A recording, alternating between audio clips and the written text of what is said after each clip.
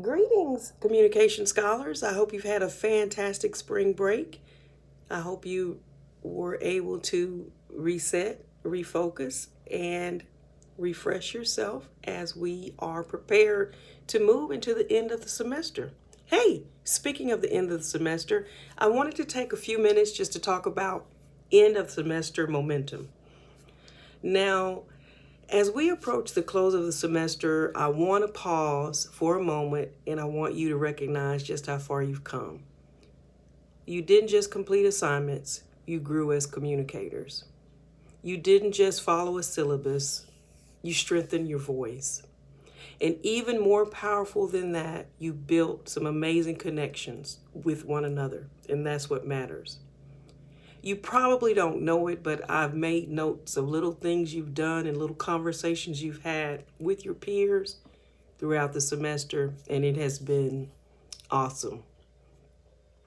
So thank you for bringing your best self to every class session. That's very, very important. Now, as we enter the final stretch, there are 3 key elements of the close of the semester that I want us to focus on. First, your volunteering and your final infographic. This is where communication meets impact with community. So if you haven't volunteered, please do so as soon as possible. You don't hesitate to reach out if you're having difficulty finding somewhere to volunteer. Second, be prepared in the next few weeks to talk about or develop your conflict paper. This assignment will give you the opportunity to demonstrate with depth and clarity how you analyze and respond to real-world tension with insight and intentionality. You'll learn your conflict style, and you'll be able to create a toolkit to help you navigate conflict. It's going to be amazing. Third, let's be prepared for our informative presentations this week.